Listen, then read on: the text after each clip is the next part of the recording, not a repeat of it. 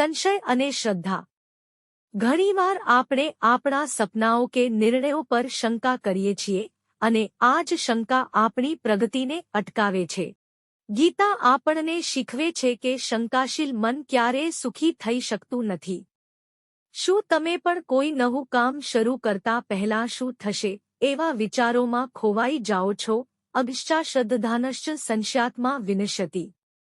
ગીતાના 4થા અધ્યાયના 40મા શ્લોકમાં કૃષ્ણ કહે છે, અજ્ઞાની અને શ્રદ્ધા વિનાના સંશયી મનુષ્યનો વિનાશ થાય છે। કૃષ્ણ સમજાવે છે કે જેનું મન સંશય, ડાઉટ થી ભરેલું છે તેને ન તો આ લોકમાં સુખ મળે છે ન તો પરલોકમાં।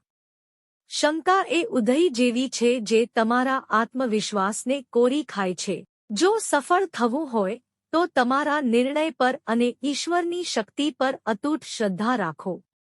આજથી શંકા કરવાનું છોડો અને પૂરી શ્રદ્ધા સાથે મહેનત કરવાનું શરૂ કરો। વિશ્વાસ જ સફળતાની પહેલી શરત છે।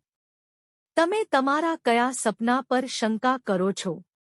કોમેન્ટમાં લખો અને આજે જ તેને દૂર કરો। જય શ્રી કૃષ્ણ।